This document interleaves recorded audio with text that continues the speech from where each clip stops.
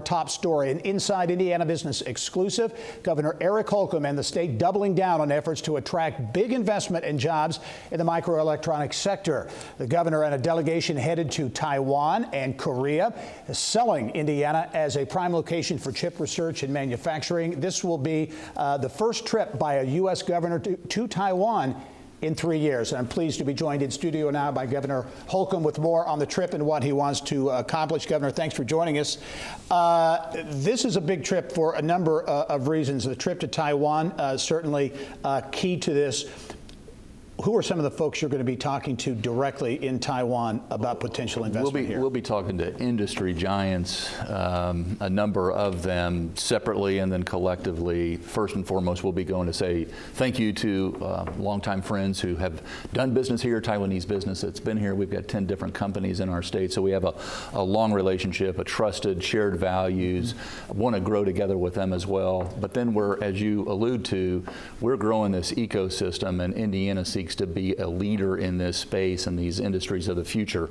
It's not just on a slick flyer. This is, you said, doubling down. We want to triple down, and part of going to Taiwan will be to sell the state of Indiana and to show all that we have to offer. So really important that we have an asset like Purdue University, and we'll have a Purdue Boilermaker delegation with us to be able to show how we partner with industry, academia, state government, the IEDC. So Secretary Chambers and I will be able to put everyone around the table and talk with the biggest of the big. Yeah, Skywater, you mentioned Purdue. Skywater Technology announced a nearly $2 billion semiconductor investment in Purdue, hundreds of jobs there. MediaTek, another company, Taiwanese company, right? We'll be meeting with them. Meeting with them. And I think the MediaTek investment, too, they talk about the potential for massive other investment. Yeah, welcome it. Not just their design shop, but others coming around, and that's that ecosystem that really builds up and the talent cluster that starts to form up, and that's how you really elevate not just a community or a state, but the whole industry as a whole. And so, and those jobs, you know, those are very high wage jobs, and so we're really bullish on not just Tippecanoe County, but as you mentioned, Notre Dame and Indiana University, Rose-Hulman, Butler, everyone can have a role in this in the state of Indiana, in addition to the engineering schools around us that will be coming here to help on this front. Yeah, I know you mentioned Purdue will have folks, including the incoming President Mung Chiang, on that trip. He'll be going to the South Korean portion of that, I believe. Right. But do you think Indiana can become a center, a hub for this microelectronics, computer chip manufacturing and research? You think it has that potential? I think it does, and I would go so far as to say I know that we can, and we are, because we're on that path right now. We have all the assets, we have the location, the logistics, we have the academic prowess with Purdue and Notre Dame and Indiana, et cetera.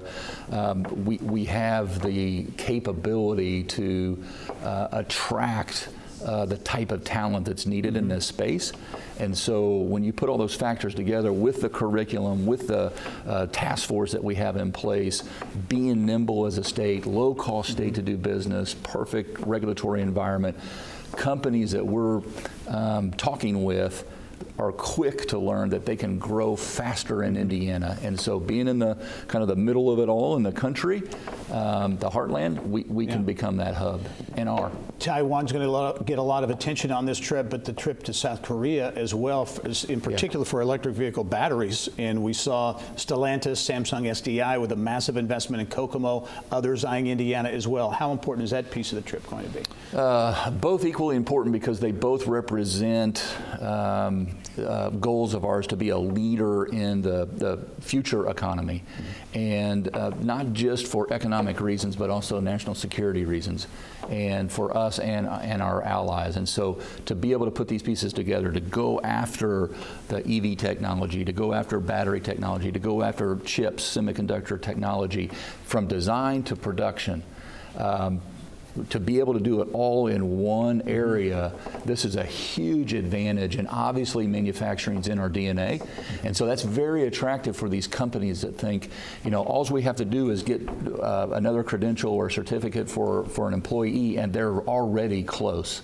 And so reskilling, something that we know a lot about and have programs to do, this is kind of almost a match made in heaven for these companies that want to and need to grow for supply chain. It's no longer just in time; it's just in case to be able to adapt to the facts on the ground as they are, no matter where you are in the world. Yeah, is there typically missions like this is more of a long-term type of deal, relationship building, those types of things? I'm sure that's part of this, but is there also a sense of urgency in this one because microelectronics and the chips, very hot industry now, a lot of investment being made? Is there a sense of urgency to get over there and try to get some deals? Absolutely, and they all complement one another or are dependent on the other. And so you think about how many chips were in an automobile 10 years ago and how many will be in that automobile 10 years from now.